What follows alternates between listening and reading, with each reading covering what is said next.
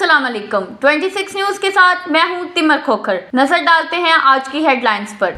वजीर दिफा ख्वाजा आसिफ का कहना है कि अफगान महाजरीन को अब अपने वतन वापस जाना होगा। अफगानिस्तान के साथ हालात ने करवट ली है। अफगान महाजरीन 50 साल से हमारी सरजमीन पर बैठे हैं। वक्त आ गया है अफगान महाजरीन को अब अपने वतन वापस जाना होगा। ख्वाजा आसिफ का कहना था कि हमें अपनी महशत को अफगान महाजरीन के कब्जे से छुड़ाना होगा। तंदूरों से लेकर ट्रांसपोर्ट तक सारे शोबे महशत की रीढ़ की हड्डी हैं। ठेकेदारी, डंपर्स, कंस्ट्रक्शन वगैरह भी महशत के लिए अहम है। पाक अफगान सरहद दुनिया भर की सरहदों की तरह होनी चाहिए। पाक अफगान सरहद को कोई मुंह उठा के मर्जी से अबूर ना करे। ये जो कुछ हुआ 2 से 3 रोज से होने वाले वाकयात का फितरी अमल है। वो हमारी सरहद का एहतराम करें, हम उनकी सरहद का एहतराम करेंगे। ये नहीं होना चाहिए कोई सुबह उठे और तिक्के खाने सरहद पार करके पेशावर आ जाए। ऐसा नहीं होना चाहिए। इधर आए, तंदूर खोले, डंपर चलाए और फिर शाम को वापस चले गए। बॉर्डर पर बाकायदा इमिग्रेशन का निजाम होना चाहिए।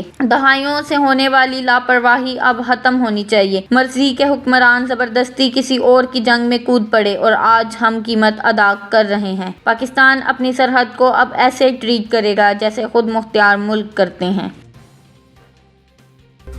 गवर्नर KPK ने अली अमीन गंडापुर का इस्तीफा एतराज लगाकर वापस भिजवा दिया। वजीर आला खैबर पख्तूनख्वा अली अमीन गंडापुर के इस्तीफे का मामला फिर लटक गया। गवर्नर KPK फैसल करीम कुंडी ने इनका इस्तीफा एतराज लगाकर वापस भिजवा दिया। गवर्नर खैबर पख्तूनख्वा ने एक्स साबिका ट्विटर पर कहा है कि दोनों इस्तीफों में दस्तखत मुख्तलिफ और गैर मुशाबा हैं। गवर्नर ने अली अमीन गंडापुर को 15 अक्टूबर को दोपहर 3 बजे गवर्नर हाउस बुलाया है। दूसरी तरफ गवर्नर की जानिब से इस्तीफे पर एतराज पर अली अमीन गंडापुर ने रद्द अमल देते हुए कहा कि गवर्नर ने पहले 8 अक्टूबर का इस्तीफा मौसूल होने की तस्दीक कर दी। मैं अपने दोनों इस्तीफों पर होने वाले दस्तखतों की तस्दीक करता हूँ।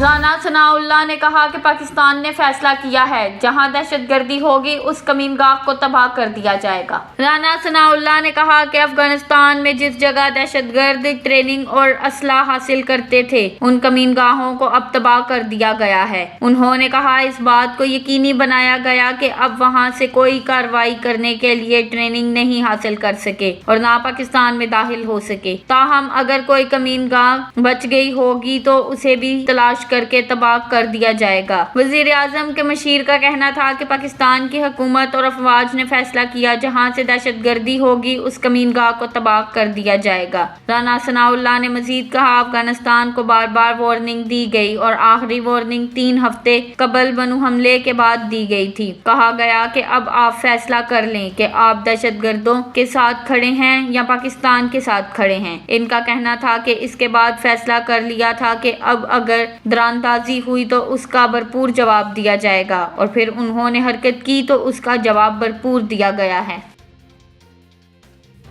गजा अमन मुआहदे पर 20 मुल्की सरबराही इजलास। वजीर आजम शहबाज शरीफ मिस्र रवाना। वजीर आजम मोहम्मद शहबाज शरीफ अमरीकी सदर और मिस्री सदर की खसूसी दावत पर गजा अमन मुआहदे पर 20 मुल्की सरबराही इजलास में शिरकत के लिए शर्म अल शेख रवाना हो गए। वजीर आजम शर्म अल शेख में मुनक्किदा गजा में जंगबंदी के लिए शर्म अल शेख अमन सरबराही इजलास में शिरकत करेंगे। नायब वजीर आजम, वजीर हारजा मोहम्मद इसहाक डार और वजीर इत्तलात व नशरियात अताउल्लाह तार्ड वजीर आजम के हमरा वफ्द में शरीक हैं। वजीर आजम पाकिस्तान, अमरीकी सदर डोनाल्ड ट्रंप, मिस्री सदर, अमीर कतर, तुर्किया के सदर और